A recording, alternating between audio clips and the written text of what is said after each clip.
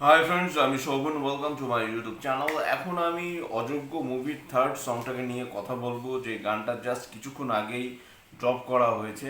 তো সেই গানটার নাম হলো কেউ জানবে না। গানটার লিরিক্স কিন্তু লিখেছেন কৌশিক গাঙ্গুলি নিজে স্বয়ং, বুঝতে পারছেন?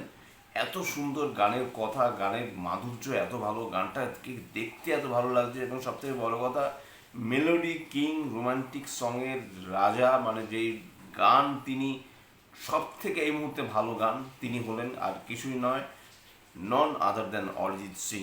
খুব ভালো তিনি গানটা গেয়েছেন। গানটা কিন্তু এত সুন্দরভাবে গানটা তিনি গেয়েছেন, কোনো মতেই গানটা শুনে কিন্তু অরিজিৎ সিং এর গান মনে হচ্ছে না। এত অন্য স্টাইলে তিনি গানটা গেয়েছেন, এবং গানের মিউজিকের দায়িত্বে অবশ্যই রয়েছে ইন্দ্রদীপ দাশগুপ্ত, যিনি যথেষ্ট ভালো মিউজিক করেন।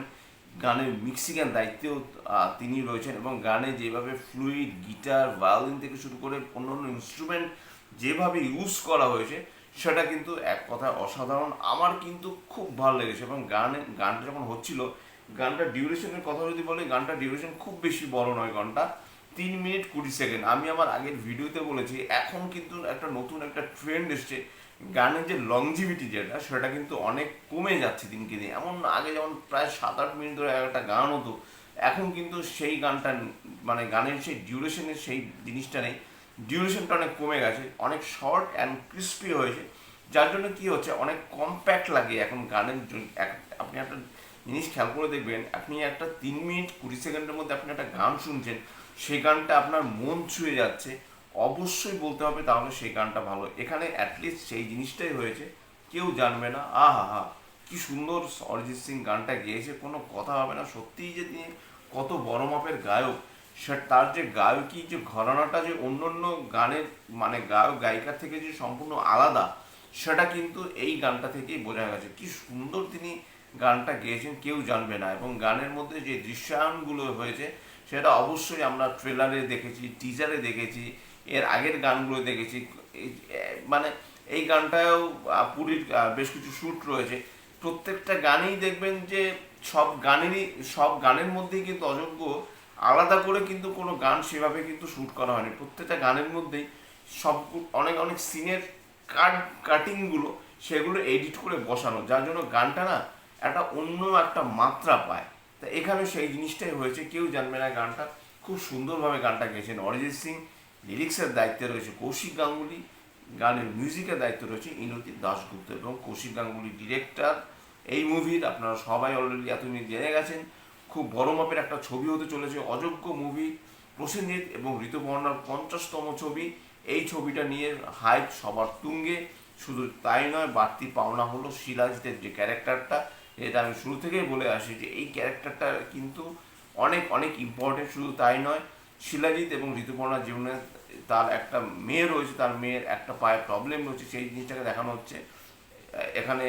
বৌমাদার যে অ্যাটিটিউড, সে হয়তো একজন বিজনেস টাইকুন, সেই জিনিসটা দেখানো হচ্ছে এখানে। অম্বরীশকে একটু সময়ের জন্য দেখানো হয়েছে এখানে। প্রসেনজিতের মাকে দেখানো হচ্ছে। প্রত্যেকটা ক্যারেক্টারকে কিন্তু ছুঁয়ে গেছে। কিন্তু আমি বলবো যে এত সুন্দরভাবে গানটাকে গিয়েছেন অরিজিৎ সিং, যার জন্য আপনি যদি চোখ বন্ধ করে আপনি যদি গানটা শোনেন, আপনি মধ্যে গানটার মধ্যে একটা প্রিমিয়াম একটা ফিল পাবেন, একটা অন্যরকম একটা ভাইব পাবেন। যার জন্য গানটা কিন্তু দেখতে ভালো লাগছে, গানটা শুনতে ভালো লাগছে। গানটার মাধুর্যই আলাদা। এখন বাইরে বাইরে বৃষ্টি পড়ছে, এমনই একটা রোমান্টিক একটা ওয়েদার। সেই ওয়েদারের মধ্যে আপনারা যদি কেউ জানবেন না, এই গানটা যদি একবার শোনেন, যে গানটা যদি একবার নাই বা দেখলেন, গানটা যদি একবার জাস্ট চোখ বন্ধ করে যদি আপনারা গানটা শোনেন, তাহলে আপনারা ফিল করতে পারবেন যে অরিজিৎ সিং কত বড় মাপের একজন গায়ক।